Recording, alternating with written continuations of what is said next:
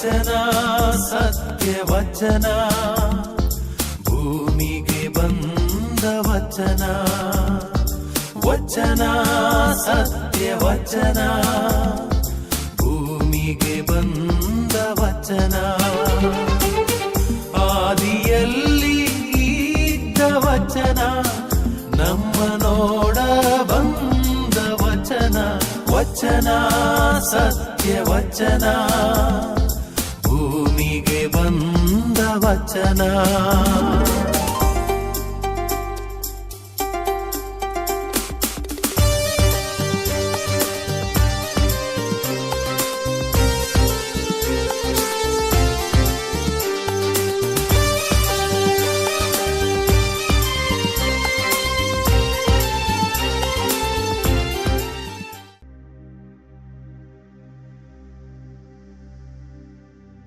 ಪಿತನ ಮತ್ತು ಪ್ರಭು ಯೇಸು ಕ್ರಿಸ್ತರ ಹಾಗೂ ಪವಿತ್ರ ಆತ್ಮರ ನಾಮದಲ್ಲಿ ಆಮೇನ್. ನಮ್ಮ ಪ್ರಭು ಯೇಸು ಕ್ರಿಸ್ತರ ಕೃಪೆಯು ಆಶೀರ್ವಾದವು ಯಾವಾಗಲೂ ನಿಮ್ಮ ಜೊತೆಯಲ್ಲಿ ಇರಲಿ, ನಿಮ್ಮ ಜೊತೆಯಲ್ಲೂ ಇರಲಿ. ನಾವು ಈ ಗೀತೆಯನ್ನು ಹಾಡೋಣ. ನನ್ನ ಹತ್ತಿರವಿರು ಯೇಸುವೆ, ನಿನ್ನ ಬಿಟ್ಟು ಬಾಳಲಾರೆನ. ನನ್ನ ಹತ್ತಿರವಿರು ಓ ಯೇಸುವೆ, ನಿನ್ನ ಬಿಟ್ಟು ಬಾಳಲಾರೆನು. ನನ್ನ ಹತ್ತಿರವಿರು ಓ ಯೇಸುವೆ, ನಿನ್ನ ಬಿಟ್ಟು ಬಾಳಲಾರೆನು. Hallelujah hallelujah hallelujah hallelujah hallelujah hallelujah hallelujah hallelujah. ಕಣ್ಣೀರಿನ ಸಮಯದಿ ತಾಯಿಯಾಗಿರು, ಸಾಲದ ಸಮಯದಿ ತಂದೆಯಾಗಿರು. ಕಣ್ಣೀರಿನ ಸಮಯದಿ ತಾಯಿಯಾಗಿರು, ಸಾಲದ ಸಮಯದಿ ತಂದೆಯಾಗಿರು. ನನ್ನ ಹತ್ತಿರವಿರು ಓ ಯೇಸುವೆ, ನಿನ್ನ ಬಿಟ್ಟು ಬಾಳಲಾರೆನು. ನನ್ನ ಹತ್ತಿರವಿರು ಓ ಯೇಸುವೆ, ನಿನ್ನ ಬಿಟ್ಟು ಬಾಳಲಾರೆನು. Hallelujah hallelujah hallelujah hallelujah hallelujah hallelujah hallelujah hallelujah. ಹೌದು ಪ್ರಭು ಯೇಸುವೆ, ನೀವೇ ನಿಜವಾದ ಮಾರ್ಗವೂ ಆಗಿದ್ದೀರಿ, ಸತ್ಯವೂ ಆಗಿದ್ದೀರಿ, ಜೀವವೂ ಆಗಿದ್ದೀರಿ.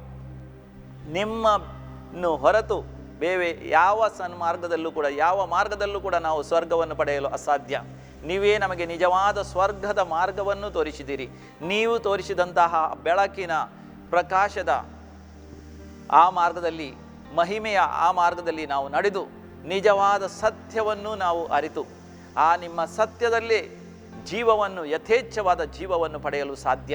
ಹೌದು ಪ್ರಭು ಯೇಸು ಕ್ರಿಸ್ತರೇ, ನಿಮ್ಮಲ್ಲಿ ನಿಜವಾದ ಲೋಕದ ರಕ್ಷಣೆ ಇದೆ, ನಿತ್ಯ ಜೀವವಿದೆ, ನಮಗೆ ಸ್ವರ್ಗವು ತೆರೆಯಲ್ಪಡುವುದು. ನಿಮ್ಮಲ್ಲಿ ನಾವು ನಿತ್ಯ ಕಾಲವು ತಂದೆಯಾದ ದೇವರಲ್ಲಿ ಐಕ್ಯರಾಗಿ ಜೀವಿಸಬಲ್ಲೆವು. ಈ ಒಂದು ಸತ್ಯವನ್ನು ಇಡೀ ಮಾನವ ಕುಲಕ್ಕೆ ನೀವೇ ಪ್ರಕಟಗೊಳಿಸಿರಿ. ನೀವೇ ಅದನ್ನು ಜ್ಞಾನೋದಯಗೊಳ್ಳುವಂತೆ ಜನರೆಲ್ಲರನ್ನು ಆಶೀರ್ವದಿಸಿರಿ. ಪ್ರಭು ಯೇಸು ಕ್ರಿಸ್ತರೇ, ವಚನಾಮೃತ ಈ ಪ್ರಾರ್ಥನಾ ಕಾರ್ಯಕ್ರಮವನ್ನು ವೀಕ್ಷಿಸುವ ಎಲ್ಲ ವೀಕ್ಷಕರನ್ನು ನೀವು ಆಶೀರ್ವದಿಸಿರಿ. ಪ್ರತಿಯೊಬ್ಬರಿಗೆ ಈ ಸತ್ಯದ ಅರಿವಾಗಲಿ. ನೀವೇ ನಿಜವಾದ ಮಾರ್ಗವೂ ಸತ್ಯವೂ ಜೀವವೂ ಆಗಿದ್ದೀರಿ. ನಿಮ್ಮನ್ನು ಬಿಟ್ಟು ಯಾವ ಮಾರ್ಗದಲ್ಲೂ ಸ್ವರ್ಗವನ್ನು ಪಡೆಯಲು ಅಸಾಧ್ಯ. ನೀವೇ ನಮಗೆ ಸ್ವರ್ಗವನ್ನು ತೆರೆಯುತ್ತೀರಿ, ನಮ್ಮ ಎಲ್ಲ ಪಾಪಗಳನ್ನು ಕ್ಷಮಿಸುತ್ತೀರಿ. ಪ್ರಭು ತಂದೆಯಾದ ದೇವರಲ್ಲಿ ನಾವು ಒಂದುಗೂಡಿಸಿದ್ದೀರಿ. ನಿಮ್ಮೊಂದಿಗೆ ನಾವು ಚಿರಕಾಲವು, ನಿತ್ಯ ಕಾಲವು ಸ್ವರ್ಗದಲ್ಲಿ ಜೀವಿಸುವೆವು. ನೀವು ನಮ್ಮೆಲ್ಲರನ್ನು ಆಶೀರ್ವದಿಸಿರಿ. ನಮ್ಮ ಮಿತ್ರರಲ್ಲಿರುವಂತಹ ರೋಗಿಗಳನ್ನು ಗುಣ ಮಾಡಿರಿ. ಪ್ರತಿಯೊಂದು ರೋಗವನ್ನು, ಕ್ಯಾನ್ಸರ್ ರೋಗವಾಗಲಿ, ಆ ಕಿಡ್ನಿ ಫೇಲಿಯರ್ ಆಗಲಿ, ಆ ಕರುಳಿನ ಕೋಲಾನ್ ಕ್ಯಾನ್ಸರ್ ಆಗಲಿ, ಅಥವಾ ಹೃದಯದ ಕಾಯಿಲೆ ಆಗಲಿ, ಅಥವಾ ಲಂಗ್ಸ್ಗಳ ವಿವಿಧ ರೀತಿಯ ರೆಸ್ಪಿರೇಟರಿ ಪ್ರಾಬ್ಲಮ್ಸ್ಗಳಾಗಲಿ, ಕೋವಿಡ್-19 ಆಗಲಿ, ಅಥವಾ ಭುಜದ ನೋವು, ಸೊಂಟ ನೋವು, ಅದು ಬೆನ್ನು ನೋವು, ಸ್ಲಿಪ್ ಡಿಸ್ಕ್ ಮೊಣಕಾಲು ನೋವು, ಪ್ರತಿಯೊಂದು ನೋವುಗಳಿಂದ ನಮ್ಮನ್ನು ಗುಣ ಮಾಡಿರಿ. ವಿಶೇಷವಾಗಿ ಮಾನಸಿಕ ರೋಗಿಗಳನ್ನು ಗುಣ ಮಾಡಿರಿ. ಎಲ್ಲ ರೀತಿಯ ಕುಂದುಕೊರತೆಗಳನ್ನು, ವಿಶೇಷವಾಗಿ ಆರ್ಥಿಕವಾಗಿ ಕುಂದುಕೊರತೆಗಳನ್ನು ಅನುಭವಿಸುವವರನ್ನು ಆಶೀರ್ವದಿಸಿರಿ ಪ್ರಭು ಯೇಸುವೆ. ಕೆಲಸವಿಲ್ಲದವರಿಗೆ ಒಳ್ಳೆಯ ಉದ್ಯೋಗ, ಒಳ್ಳೆಯ ಎಂಪ್ಲಾಯ್ಮೆಂಟ್, ಒಳ್ಳೆಯ ಕೆಲಸ ಸಿಗುವಂತೆ ಮಾಡಿರಿ. ಹಾಗೂ ಆರ್ಥಿಕವಾಗಿ ಸಾಲವನ್ನು ಅನುಭವಿಸುವವರಿಗೆ ಆ ಸಾಲವನ್ನು ಹಿಂತಿರುಗಿ ಕೊಡಲು ಅವರಿಗೆ ಆರ್ಥಿಕ ಆಶೀರ್ವಾದವನ್ನು ನೀಡಿ. ನಿಮ್ಮ ಆಶೀರ್ವಾದದಿಂದ ಎಲ್ಲ ರೀತಿಯ ಸಮೃದ್ಧಿಯು, ಶ್ರೀಮಂತಿಕೆಯು ನಮ್ಮಲ್ಲಿ ಹರಿದು ಬರಲಿ. ವಿಶೇಷವಾಗಿ ಪವಿತ್ರ ಜೀವನವನ್ನು, ಭಯಭಕ್ತಿಯ ಜೀವನವು ಹಾಗೂ ಸೇವೆಯ ಜೀವನವು ಹಾಗೂ ಕುಟುಂಬದಲ್ಲಿ ಶಾಂತಿ ಸಮಾಧಾನದ ಜೀವನವನ್ನು ನಮಗೆಲ್ಲರಿಗೂ ಒದಗಿಸಿರಿ ಪ್ರಭು ಯೇಸು ಕ್ರಿಸ್ತರೇ. ನಿಮ್ಮ ಶಕ್ತಿಯುತವಾದ ಪವಿತ್ರ ನಾಮದಲ್ಲಿ, ಪ್ರಭು ಯೇಸು ಕ್ರಿಸ್ತರ ನಾಮದಲ್ಲಿ ನಾವು ಪ್ರಾರ್ಥಿಸುತ್ತೇವೆ. Amen, amen, amen. Praise the lord. Hallelujah. ಪ್ರಿಯರೇ, ನೀವೆಲ್ಲರೂ ಹೇಗಿದ್ದೀರಿ? ನಮ್ಮ ಧ್ಯಾನಕ್ಕಾಗಿ ನಾವು ಕೀರ್ತನೆಗಳ ಪುಸ್ತಕದಲ್ಲಿ 119ನೇ ಅಧ್ಯಾಯ 72ನೇ ವಚನಗಳನ್ನು ಓದೋಣ. Psalm 119 verse 72. ಸಾವಿರಾರು ಚಿನ್ನ ಬೆಳ್ಳಿ ನಾಣ್ಯಕ್ಕಿಂತಲೂ ನಿನ್ನ ಬಾಯಿಂದ ಬಂದ ಧರ್ಮಶಾಸ್ತ್ರ ಉಚಿತ. ಸಾವಿರಾರು ಚಿನ್ನ ಬೆಳ್ಳಿ ನಾಣ್ಯಗಳಿಗಿಂತ ನಿನ್ನ ಬಾಯಿಂದ ಬಂದ ಧರ್ಮಶಾಸ್ತ್ರ ಉಚಿತ. ಒಂದು ಒಳ್ಳೆಯ ಗೀತೆ ಈ ರೀತಿಯಾಗಿ ನಾವು ಹಾಡುತ್ತೇವೆ.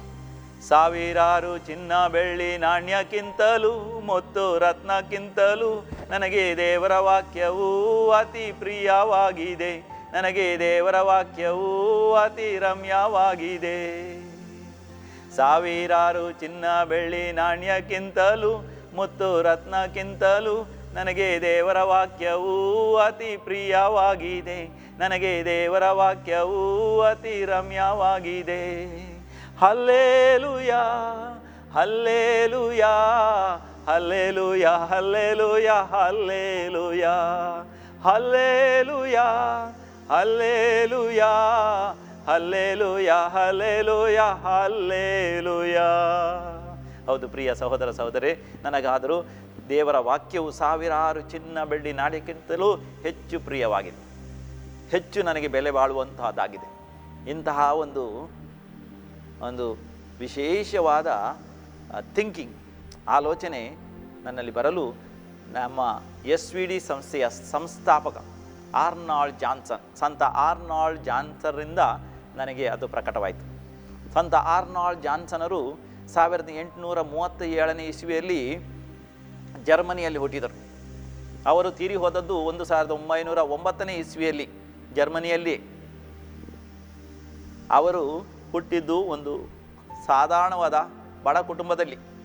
ಅವರ ತಂದೆ ಜೆರಾಲ್ಡ್ ಹಾಗೂ ತಾಯಿ ಕ್ಯಾಥರಿನ್ ಇಬ್ಬರು ವಿಶೇಷವಾದ ಭಯಭಕ್ತಿಯ ದಂಪತಿಗಳಾಗಿದ್ದರು. ಅವರಿಗೆ 8 ಮಂದಿ ಮಕ್ಕಳು. 8 ಮಂದಿ ಮಕ್ಕಳನ್ನು ಕೂಡ ಭಯಭಕ್ತಿಯಿಂದ ಅವರು ಬೆಳೆಸಿದರು. ಅವರ ಹೊಲ ತೋಟಗಳು ಮನೆಯಿಂದ ಸ್ವಲ್ಪ ಕೆಲವು ಕಿಲೋಮೀಟರ್ ದೂರ ಇದ್ದವು. ಮನೆಯಿಂದ ಎತ್ತಿನ ಗಾಡಿಯನ್ನು ಮಾಡಿ ತಮಗೆ ಬೇಕಾದಂತಹ ಸಲಕರಣೆಗಳನ್ನು, ಹೊಲದಲ್ಲಿ ಕೆಲಸ ಮಾಡುವಂತಹ ಸಲಕರಣೆಗಳನ್ನು, ಅವರಿಗೆ ಬೇಕಾದಂಥ ಮಧ್ಯಾಹ್ನದ ಊಟದ ಸಾಮಗ್ರಿಗಳನ್ನು ಎಲ್ಲವನ್ನೂ ಆ ಎತ್ತಿನ ಬಂಡಿಯ ಮೇಲೆ ಇಟ್ಟು ಅದರೊಂದಿಗೆ 8 ಮಂದಿ ಮಕ್ಕಳು ನಡೆದುಕೊಂಡು ಹೊಲಕ್ಕೆ ಹೋಗ್ತಿದ್ದರು. ಹೊಲಕ್ಕೆ ಹೋಗುವಾಗ ಬರುವಾಗ ಅವರು ಓದುತ್ತಿದ್ದರು ಸಂತ ಯೋಹಾನ ಸುವಿಶೇಷದಲ್ಲಿರುವಂಥ ಆದಿ ವಚನವನ್ನು, 1ನೇ ವಚನದಿಂದ 18ನೇ ವಚನಗಳವರೆಗೆ ಪ್ರತಿದಿನ 2-3 ಸಾರಿ ಅವರು ಓದುತ್ತಿದ್ದರು. ಸಂತ ಯೋಹಾನರ ಶುಭ ಸಂದೇಶದಲ್ಲಿರುವಂತಹ ಆದಿ ವಚನವನ್ನು. ಆದಿಯಲ್ಲಿ ವಚನವೆಂಬವರಿದ್ದರು. ಆ ದೈವ ವಚನವೇ ದೇವರಾಗಿದ್ದರು. ಅವರನ್ನು ಯಾರೂ ಸೃಷ್ಟಿಸಿಲ್ಲ. ಅವರೇ ದೇವರಿಂದಲೇ ದೇವರೇ ಆಗಿದ್ದರು.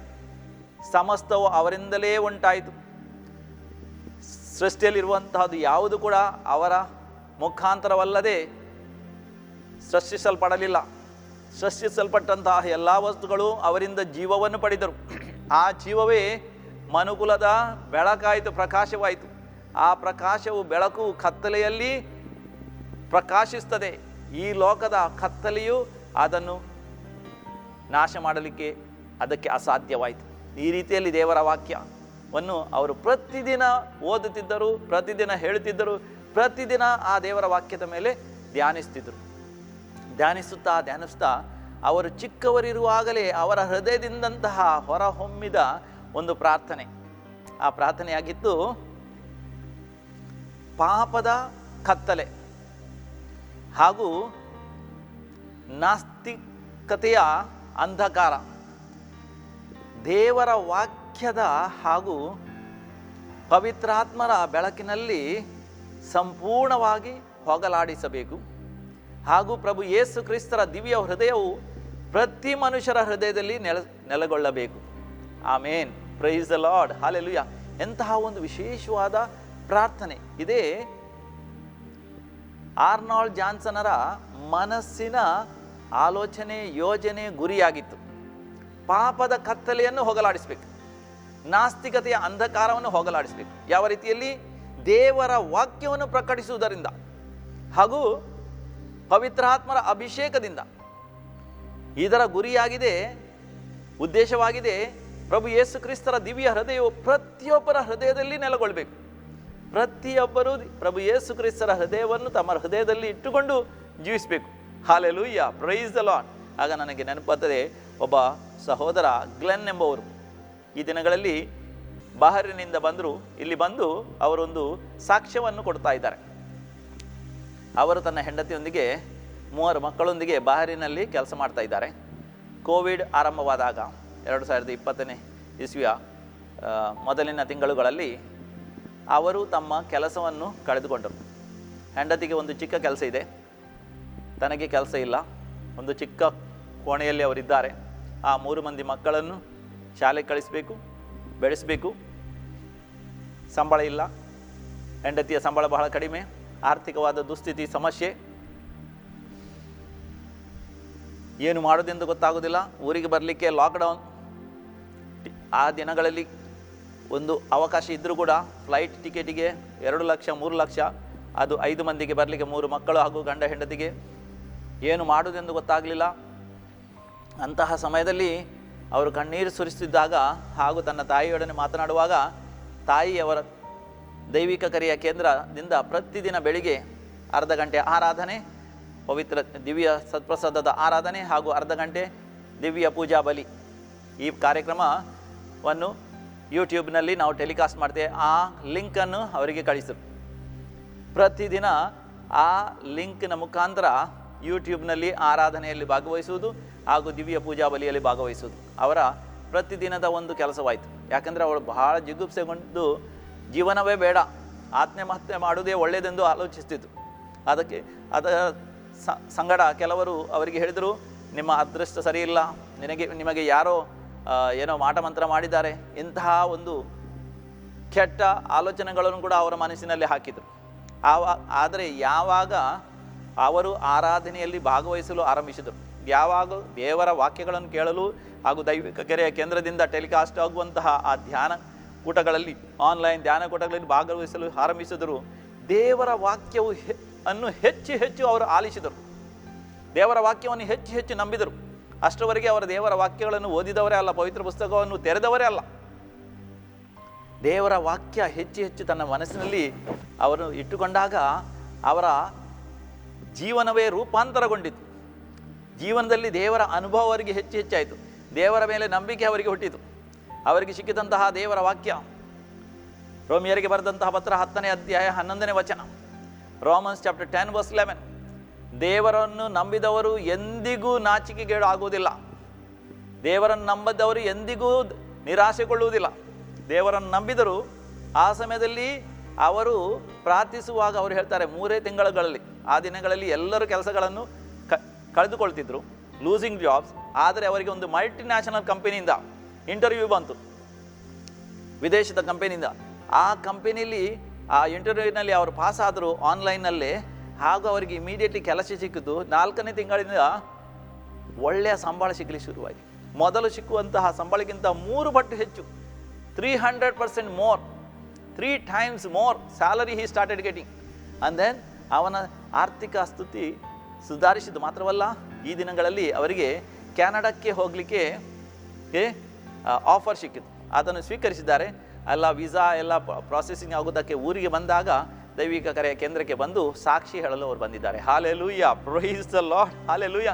ನಾವು ಓದ್ತೇವೆ ಆದಿಕಾಂಡದಲ್ಲಿ 26ನೇ ಅಧ್ಯಾಯ 12ನೇ ವಚನ,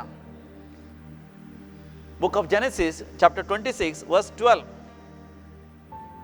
ಇಸಾಕನು ಆ ನಾಡಿನಲ್ಲಿ ವ್ಯವಸಾಯ ಮಾಡಿ ಅದೇ ವರ್ಷದಲ್ಲಿ 100 ಮಡಿ ಬೆಳೆ ಎತ್ತಿದನು. ಸರ್ವೇಶ್ವರ ಸ್ವಾಮಿಯ ಆಶೀರ್ವಾದ ಅವನ ಮೇಲಿತ್ತು. Hallelujah, praise the lord. ನನಗೆ ಬಹಳ ಪ್ರೀತಿಯ ದೇವರ ವಾಕ್ಯ ಇದು. ಇಸಾಕನು ಆ ನಾಡಿನಲ್ಲಿ ವ್ಯವಸಾಯ ಮಾಡಿದನು, ಅಂದರೆ ಆ ನಾಡಿನಲ್ಲಿ ಅವನು ಬೀಜವನ್ನು ಬಿತ್ತಿದನು. ಅದೇ ವರ್ಷದಲ್ಲಿ 100 ಮಡಿ ಬೆಳೆ ಎತ್ತಿದನು. ಸರ್ವೇಶ್ವರ ಸ್ವಾಮಿಯ ಆಶೀರ್ವಾದ ಅವನ ಮೇಲಿತ್ತು. ವ್ಯವಸಾಯ ಮಾಡುವುದೆಂದರೆ ನಾವು ಬೀಜವನ್ನು ಬಿತ್ತಬೇಕು. ನಾವು ಬೀಜವನ್ನು ಬಿತ್ತುವಾಗ ಯಾವ ಬೀಜವನ್ನು ಬಿತ್ತಬಹುದು? ನಾವು ನಮ್ಮ ಲೌಕಿಕವಾದ ಜ್ಞಾನದಿಂದ, ಈ ಲೋಕದಲ್ಲಿರುವಂತಹ ನಮ್ಮ ವಿದ್ಯೆಯ ಮುಖಾಂತರ ಅಥವಾ ನಮ್ಮ ಜೀವನದಲ್ಲಿರುವಂತಹ ಸಂಪತ್ತಿನ ಮೂಲಕ ನಾವು ಈ ಲೋಕದಲ್ಲಿ ವ್ಯವಸಾಯ ಮಾಡ್ಬೋದು, ವ್ಯಾಪಾರ ಮಾಡ್ಬೋದು, ಅಥವಾ ಒಳ್ಳೆಯ ಉದ್ಯೋಗ ಮಾಡಿ ನಾವು ಎಲ್ಲವನ್ನು ಸಂಪಾದಿಸಲಿಕ್ಕೆ ನಾವು ಪ್ರಯತ್ನ ಪಡ್ಬೋದು. ಆದರೆ ದೇವರ ವಾಕ್ಯ ನಮಗೆ ಹೇಳ್ತದೆ, ನಾವು ದೇವರಲ್ಲಿ ವಿಶ್ವಾಸವಿಟ್ಟು ದೇವರ ಆಶೀರ್ವಾದದೊಂದಿಗೆ ನಾವು ಕೆಲಸ ಮಾಡಿದಾಗ ನಾವು 100 ಮಡಿ ಬೆಳೆಯನ್ನು ನಾವು ಪಡೆಯುತ್ತೇವೆ. ನಾವು ಯಾವ ರೀತಿಯಲ್ಲಿ ದೇವರ ವಾಕ್ಯಗಳನ್ನು ನಮ್ಮ ಜೀವನದಲ್ಲಿ ನಾವು ಸ್ವೀಕರಿಸಿ ಅವುಗಳನ್ನು ಸ್ವಾಗತಿಸಿ ಆ ದೇವರ ವಾಕ್ಯಗಳನ್ನೇ ಬೀಜವನ್ನಾಗಿ ನಾವು ನಮ್ಮ ಜೀವನದಲ್ಲಿ ಉಪಯೋಗಿಸಿದಾಗ ನಾವು ಎಂತಹ ಆಶೀರ್ವಾದಗಳನ್ನು ಪಡೆಯಲು ಸಾಧ್ಯ ಎಂಬುದನ್ನು ದೇವರ ವಾಕ್ಯ ನಮಗೆ ವಿವರಿಸುತ್ತದೆ. ಪ್ರವಾದಿ ಯೆಶಾಯ ಗ್ರಂಥವನ್ನು ನಾವು ತೆರೆಯೋಣ. 55ನೇ ಅಧ್ಯಾಯದಲ್ಲಿ 10ನೇ ವಚನ. Prophet Isaiah chapter 55 verse 10. ಮಳೆಯೂ ಹಿಮವು ಆಕಾಶ ಮಂಡಲದಿಂದ ಇಳಿದು ಬಂದು ತೋಯಿಸಿ ಹಸಿರುಗೊಳಿಸಿ ಹುಲುಸು ಮಾಡುತ್ತವೆ ಭೂಮಿಯನ್ನು. ಬಿತ್ತುವವನಿಗೆ ಬೀಜ, ಉಣ್ಣುವವನಿಗೆ ಆಹಾರ ಒದಗಿಸದೆ ಹಿಂದಿರುಗಿ ಬರುವುದಿಲ್ಲ, ಅವು ಸುಮ್ಮನೆ ಬಂದಲ್ಲಿಗೆ. Hallelujah, praise the lord. ಇನ್ನೊಂದು ಸಾರಿ ನಾನು ಓದ್ತೇನೆ. ಮಳೆಯೂ ಹಿಮವು, ದೇವರ ವಾಕ್ಯವನ್ನು ಮಳೆಗೂ ಹಿಮಕ್ಕೂ ಹೋಲಿಸಲಾಗಿದೆ. ಆಕಾಶ ಮಂಡಲದಿಂದ ಇಳಿದು, ಆಕಾಶ ಮಂಡಲ ಅಂದರೆ ದೇವರಿಂದ ಸ್ವರ್ಗದಿಂದ ಇಳಿದು ಬಂದು ತೋಯಿಸಿ ಹಸಿರುಗೊಳಿಸಿ. ದೇವರ ವಾಕ್ಯ ನಮ್ಮ ಹೃದಯವನ್ನು, ಮನಸ್ಸನ್ನು, ಶರೀರವನ್ನು, ಜೀವನವನ್ನು, ಕುಟುಂಬವನ್ನು, ಮಾನವ ಕುಲವನ್ನು ಏನು ಮಾಡ್ತದೆ? ತೋಯಿಸ್ತದೆ ಹಾಗೂ ಹಸಿರುಗೊಳಿಸ್ತದೆ. ಹುಲುಸು ಮಾಡುತ್ತವೆ ಭೂಮಿಯನ್ನು. ಬಿತ್ತುವವನಿಗೆ ಬೀಜವನ್ನು ಕೊಡ್ತದೆ, ಉಣ್ಣುವವನಿಗೆ ಆಹಾರವನ್ನು ಒದಗಿಸ್ತದೆ, ಆಮೇಲೆ ಅದು ಹಿಂತಿರುಗುತ್ತದೆ. Hallelujah, praise the lord. ಅಂದರೆ ದೇವರ ವಾಕ್ಯವನ್ನು ಯಾವ ರೀತಿಯಲ್ಲಿ ನಾವು ಉಪಯೋಗಿಸಬಹುದು? ಉಣ್ಣುವವನಿಗೆ ಆಹಾರವನ್ನಾಗಿ. ನಿಮಗೆ ಒಂದು ಒಳ್ಳೆಯ ಬೀಜಗಳು ಸಿಕ್ಕಿದ್ರೆ, ಆ ಬಾದಾಮು, ಪಿಸ್ತಾ ಅಥವಾ ವಾಲ್ನಟ್ಸ್ ಅಥವಾ ಕ್ಯಾಶ್ಯೂ ನಟ್ಸ್, ಗೇರು ಬೀಜ ಸಿಕ್ಕಿದ್ರೆ ಏನು ಮಾಡ್ತಾರೆ? ನೀವು ಒಳ್ಳೆಯದಾಗಿ ಅದನ್ನು ಫ್ರೈ ಮಾಡಿ ಅದನ್ನು ತಿನ್ಬೋದು. ಅಥವಾ ಗೋಧಿ ಅಥವಾ ಅಕ್ಕಿ ಇದ್ದರೆ ಅದನ್ನು ಬೇಯಿಸಿ ಆಹಾರವನ್ನಾಗಿ ತಿನ್ಬೋದು. ತಿಂದರೆ ಅದಾಯಿತು. ಎಷ್ಟೋ ಮಂದಿ ದೇವರಲ್ಲಿ ನಂಬುತ್ತಾರೆ, ದೇವರಲ್ಲಿ ಪ್ರಾರ್ಥಿಸ್ತಾರೆ, ದೇವ ನನ್ನ ರೋಗವನ್ನು ಗುಣ ಮಾಡು. ಈ ದಿನಗಳಲ್ಲಿ ಒಬ್ಬ ಸಹೋದರಿಗೆ 4th ಸ್ಟೇಜ್ ಕ್ಯಾನ್ಸರ್ ಇತ್ತು. 4th stage cancer. ಅವಳು ದೇವರಿಗೆ ಸಾಕ್ಷ್ಯ ಕೊಡ್ತಾ ಇದ್ದಾಳೆ. ದೇವರಲ್ಲಿ ಪ್ರಾರ್ಥಿಸಿದ್ರಿಂದ ಡಾಕ್ಟರ್ ಆಸೆ ಬಿಟ್ಟಿದ್ರು, ಹ್ಯಾಡ್ ಲಾಸ್ಟ್ ಹೋಪ್, ಇನ್ನು ಬದುಕೋದಿಲ್ಲ, 6 ತಿಂಗಳಲ್ಲೇ ನೀನು ಸಾಹಿತಿ ಅಂತ ಹೇಳಿದರು. ಎಲ್ಲರೂ ಕುಟುಂಬದವರು ಕೂಡ ಆಸೆ ಬಿಟ್ಟಿದ್ರು. ಆದರೆ ಈ ಸಹೋದರಿಗೆ ವಿಶ್ವಾಸ ಹುಟ್ಟಿತು. ದೇವರ ವಾಕ್ಯಗಳನ್ನು ಓದುವಾಗ ಅವಳು ನಂಬಿದ ದೇವರ ವಾಕ್ಯ, ಯೋಹಾನ ಶುಭ ಸಂದೇಶ 11ನೇ ಅಧ್ಯಾಯ 4ನೇ ವಚನ, ಜಾನ್ ಚಾಪ್ಟರ್ 11 ವರ್ಸ್ 4. ಈ ರೋಗ ಬಂದಿದ್ದು ನೀನು ಸಾಯುವುದಕ್ಕಾಗಿ ಅಲ್ಲ, ಅದಕ್ಕೆ ಬದಲಾಗಿ ದೇವರ ಮಹಿಮೆ ಪ್ರಕಟವಾಗುವುದಕ್ಕಾಗಿ. ಲಾಜರ್ ರೋಗಿಯಾಗಿದ್ದಾಗ, ಅವನು ಮರಣಾವಸ್ಥೆಯಲ್ಲಿರುವಾಗ ಪ್ರಭು ಯೇಸು ಕ್ರಿಸ್ತರು ಹೇಳಿದಂತಹ ಮಾತುಗಳು. ಹೌದು, ಈ ರೋಗದಿಂದ ಲಾಜರನು ಸಾಯುವುದಕ್ಕಾಗಿ ಅಲ್ಲ, ಅದರಿಂದ ದೇವರ ಮಹಿಮೆಯಾಗುವುದಕ್ಕಾಗಿ. ಈ ವಾಕ್ಯವನ್ನು ನಂಬಿದ ಈ ಸಹೋದರಿ ದೇವರ ವಾಕ್ಯಗಳನ್ನು ಕೇಳಲು ಆರಂಭಿಸಿದಳು. ದೈವಿಕ ಕರೆಯ ಕೇಂದ್ರದಿಂದ ಟೆಲಿಕಾಸ್ಟ್ ಆಗುವ ಆರಾಧನೆ ಮುಖಾಂತರ ಹಾಗೂ ದಿವ್ಯ ಪೂಜಾಬಲಿ ಮುಖಾಂತರ ಹಾಗೂ ನೇರ ಪ್ರಸಾರದ ಆ ಧ್ಯಾನಕೂಟಗಳ ಮುಖಾಂತರ ದೇವರ ವಾಕ್ಯಗಳನ್ನು ನಂಬಿದಳು. ಪ್ರತಿದಿನ ಪ್ರಾರ್ಥನೆ ಮಾಡಲು ಆರಂಭಿಸಲು ಧೈರ್ಯದಿಂದ ಜೀವಿಸಿದಳು. ಅದರ ಸಂಗಡ ಡಾಕ್ಟರಿಗೆ ಚಿಕಿತ್ಸೆಗೆ ಕೂಡ ಹೋಗಿದ್ದಳು. ಡಾಕ್ಟರ್ ಸಂಪೂರ್ಣವಾಗಿ ಆಸೆ ಬಿಟ್ಟಿದ್ದರೂ ಕೂಡ ಅವಳು ಪ್ರತಿದಿನ ಗುಣವಾದಳು, ಹೆಚ್ಚು ಹೆಚ್ಚು ಗುಣವಾದಳು, ಹೆಚ್ಚು ಹೆಚ್ಚು ಆರೋಗ್ಯವಂತಳಾದಳು. ಒಂದು ದಿನ ಡಾಕ್ಟರ್ ಹೇಳಿದರು, ನಾವು ಆಲೋಚಿಸಿದೆವು ಸಾಹಿತಿ ಎಂದು, ಆದರೆ ಈಗ ನೀನು ಬದುಕುತ್ತೀಯ, ನಿನ್ನ ಕ್ಯಾನ್ಸರೇ ಸಂಪೂರ್ಣವಾಗಿ ನಿನ್ನನ್ನು ಬಿಟ್ಟು ಹೋಗಿದೆ. Hallelujah, praise the lord. ಉಣ್ಣುವವನಿಗೆ ಆಹಾರ ದೇವರ ವಾಕ್ಯ ನೀಡ್ತದೆ. ನಿನ್ನ ವ್ಯಾಪಾರದಲ್ಲಿ ಸಮೃದ್ಧಿ, ಆರ್ಥಿಕವಾದ ಆಶೀರ್ವಾದ, ಶ್ರೀಮಂತಿಗೆ, ರೋಗಗಳು ಗುಣವಾಗುವು, ಸಮಸ್ಯೆಗಳು ತೀರಿ ಹೋಗುವು, ಕುಟುಂಬದಲ್ಲಿ ಶಾಂತಿ ಸಮಾಧಾನ ಬರುವುದು, ಹಾಗೂ ನೀನು ಏನೆಲ್ಲ ಬೇಡ್ತೀಯ ಅದನ್ನೆಲ್ಲವನ್ನು ದೇವರ ವಾಕ್ಯ ನಿನಗೆ ಒದಗಿಸುವುದು. ಇದು ಮೊದಲನೇದಾಗಿ. ಎರಡನೇದಾಗಿ ಈ ದೇವರ ವಾಕ್ಯವು ಬಿತ್ತುವವನಿಗೆ ಬೀಜ ಕೊಡುವುದು. ಸಂತ ಆರ್ನಾಲ್ಡ್ ಜಾನ್ಸನ್ರಲ್ಲಿ ನಾವು ಕಾಣುವುದು, ಅವರು ದೇವರ ವಾಕ್ಯಗಳನ್ನು ಬಿತ್ತಿದರು, ದೇವರಲ್ಲಿ ನಂಬಿ. ಆ ಕಾಲದಲ್ಲಿ ಜರ್ಮನಿಯಲ್ಲಿ ನಾಸ್ತಿಕತೆ ಬೆಳೆಯುತ್ತಿತ್ತು. ಮಾತ್ರವಲ್ಲ, ಜನರೆಲ್ಲರೂ ಧರ್ಮದ ವಿರುದ್ಧವಾಗಿದ್ದರು. ಎಷ್ಟೋ ಚರ್ಚ್ಗಳು ಮುಚ್ಚಲ್ಪಟ್ಟವು, ದೇವಾಲಯಗಳು ಮುಚ್ಚಲ್ಪಟ್ಟವು, ಕಾನ್ವೆಂಟ್ಸ್ಗಳು ಮುಚ್ಚಲ್ಪಟ್ಟವು. ಎಷ್ಟೋ ಮಂದಿ ಗುರುಗಳು, ಧಾರ್ಮಿಕರು ತಮ್ಮ ಧಾರ್ಮಿಕ ಜೀವನವನ್ನು, ಗುರುತ್ವ ಜೀವನವನ್ನು ಬಿಟ್ಟು ಜೀವಿಸಿದರು. ಧರ್ಮವೇ ಸಂಕಷ್ಟದಲ್ಲಿತ್ತು. ಆದರೆ ಅಂತಹ ಸಮಯದಲ್ಲಿ ದೇವರಲ್ಲಿ ನಂಬಿದಂತಹ ಆರ್ನಾಲ್ಡ್ ಜಾನ್ಸನ್ ದೇವರಲ್ಲಿ ನಂಬಿ ಸುವಾರ್ಥ ಪ್ರಸಾರದ ಸಂಸ್ಥೆಯನ್ನು ತೆರೆದರು. ಅವರು ತೆರೆದಾಗ ಅವರಲ್ಲಿ ಸ್ವಲ್ಪ ಹಣ ಕೂಡ ಇರಲಿಲ್ಲ, ಅವರಿಗೆ ಯಾರ ಸಪೋರ್ಟ್ ಕೂಡ ಇರಲಿಲ್ಲ. ಆದರೆ ಕೂಡ ದೇವರಲ್ಲಿ ನಂಬಿ ಅವರು ದೈವ ವಾಕ್ಯದ ಸಭೆಯನ್ನು ಅವರು ತೆರೆದರು. Divine word missionaries institution, that is SVD, ಸೋಚಿಯೇತಾ ಸ್ವಬಿ ದಿವಿನಿ, missionaries of the divine word missionaries. ಈ ಕಾಂಗ್ರಿಗೇಷನ್ ಅನ್ನು ಆರಂಭಿಸಿದರು ದೇವರಲ್ಲಿ ನಂಬಿ. ಜನರೆಲ್ಲರೂ ಕರೆದರು. ಆರ್ನಾಲ್ಡ್ ಒಬ್ಬ ದೊಡ್ಡ ಹುಚ್ಚ ಅಥವಾ ಇವನೊಬ್ಬ ದೊಡ್ಡ ದೈವ ಭಕ್ತ ಸಂತ ಅಂತ. ಕೊನೆಯಲ್ಲಿ ನಮಗೆ ಇವತ್ತು ರುಜುವಾತಾಗಿದೆ, ಅವರು ಒಬ್ಬ ಮಹಾನ್ ದೈವ ಭಕ್ತ ಅಥವಾ ಸಂತರಾಗಿದ್ದಾರೆ. ಯಾಕೆಂದರೆ ದೇವರಲ್ಲಿ ನಂಬಿ ತಮ್ಮಲ್ಲಿ ಹಣ ಇಲ್ಲದಿದ್ದರೂ ಕೂಡ, ಜಮೀನಿಲ್ಲದಿದ್ದರೂ ಕೂಡ, ಶ್ರೀಮಂತರ ಸಹಕಾರ ಇಲ್ಲದಿದ್ದರೂ ಕೂಡ ಅವರು ಆರಂಭಿಸಿದ ಆ ಸಂಸ್ಥೆಯನ್ನು ದೇವರೇ ಆಶೀರ್ವದಿಸಿದರು. 4 ವರ್ಷಗಳಲ್ಲಿ ಇಬ್ಬರನ್ನು, ಅನ್ಸರ್ ಹಾಗೂ ಜೋಸೆಫ್ ಫರ್ನಾಂಡ್ ಮೆಟ್ಸರನ್ನು ಚೈನಾಕ್ಕೆ ಮಿಷನರಿಗಳನ್ನು ಅವರು ಕಳಿಸಿಕೊಟ್ಟರು. ಅವರಲ್ಲಿ ಆ ಜೋಸೆಫ್ ಫರ್ನಾಂಡ್ ಮೆಟ್ಸ್ ಒಬ್ಬ ಮಹಾನ್ ಸಂತರಾದರು, ಸಂತ ಜೋಸೆಫ್ ಫರ್ನಾಂಡ್ ಮೆಟ್ಸರ್ ಅಂತ, ಪುನೀತ ಜೋಸೆಫ್ ಫರ್ನಾಂಡ್ ಮೆಟ್ಸರ್ ಅಂತ. ಆಮೇಲೆ ಪ್ರತಿ ವರ್ಷ ಹೆಚ್ಚು ಆ ಸುವಾರ್ಥ ಪ್ರಚಾರಕರನ್ನು ಕಳಿಸಿಕೊಟ್ಟರು. ಅವರು ಸಾಯುವ ಮೊದಲು 2,000 ಮಂದಿ SVD ಸಭೆಯ ಮುಖಾಂತರ ಲೋಕದ ಮೂಲೆಗಳಲ್ಲಿ ಸುವಾರ್ತೆಯನ್ನು ಪ್ರಕಟಿಸಿದರು. ಇವತ್ತು 10,000ಕ್ಕಿಂತ ಹೆಚ್ಚು ಮಂದಿ SVD ಸಭೆಯಲ್ಲಿ, ಪವಿತ್ರ ಆತ್ಮರ ಸೇವಕಿಯರ ಆ ಸಂಸ್ಥೆಯಲ್ಲಿ, ಹಾಗೂ ನಿತ್ಯ ಆರಾಧನೆಯ ಪವಿತ್ರ ಆತ್ಮರ ಸೇವಕಿಯರ ಆ ಸಭೆಯಲ್ಲಿ ಇವತ್ತು ದೇವರ ವಾಕ್ಯಗಳನ್ನು ಪ್ರಸಾರಿಸ್ತಾ ಇದ್ದಾರೆ. Hallelujah, praise the lord. ದೇವರಿಗೆ ಅಸಾಧ್ಯವಾದದ್ದು ಯಾವುದೂ ಇಲ್ಲ. ನಾವೇ ಓದುತ್ತೇವೆ, ದೇವರ ವಾಕ್ಯ ಎಷ್ಟೊಂದು ಶಕ್ತಿಶಾಲಿಯಾದದ್ದು. ನಾವು ಓದುತ್ತೇವೆ ಇಬ್ರಿಯರಿಗೆ ಬರೆದ ಪತ್ರ 4ನೇ ಅಧ್ಯಾಯ 12ನೇ ವಚನದಲ್ಲಿ, ದೇವರ ವಾಕ್ಯ ಜೀವಂತವಾದದ್ದು, ಕ್ರಿಯಾತ್ಮಕವಾದದ್ದು, ಎಂತಹ ಇಬ್ಬಾಯಿ ಕತ್ತಿಗಿಂತಲೂ ಹರಿತವಾದದ್ದು, ಪ್ರಾಣ ಮತ್ತು ಆತ್ಮಗಳು, ಕೀಲು ಮತ್ತು ಮಜ್ಜೆಗಳ ಭೇದವನ್ನು ಭೇದಿಸುವಂತಹದ್ದು, ಹೃದಯದ ಆಶೆ ಆಲೋಚನೆಗಳನ್ನು ವಿವೇಚಿಸುವಂತಹದ್ದು. ನಾವೆಲ್ಲರೂ ಕಣ್ಣುಗಳನ್ನು ಮುಚ್ಚಿ ಧ್ಯಾನಿಸೋಣ. ದೇವರ ವಾಕ್ಯವು ಜೀವಂತವಾದದ್ದು, ಕ್ರಿಯಾತ್ಮಕವಾದದ್ದು. ದೇವರ ವಾಕ್ಯವು ಜೀವಂತವಾದದ್ದು. ಹೌದು ತಂದೆಯಾದ ದೇವರೇ, ನಿಮ್ಮ ಜೀವಂತವಾದ ನಿಮ್ಮ ವಾಕ್ಯಗಳನ್ನು, ನಿಮ್ಮ ವಚನಗಳನ್ನು, ನಿಮ್ಮ ಮಾತುಗಳನ್ನು ನಮಗೆ ನಿರಂತರವಾಗಿ ನೀವು ನೀಡುತ್ತೀರಿ.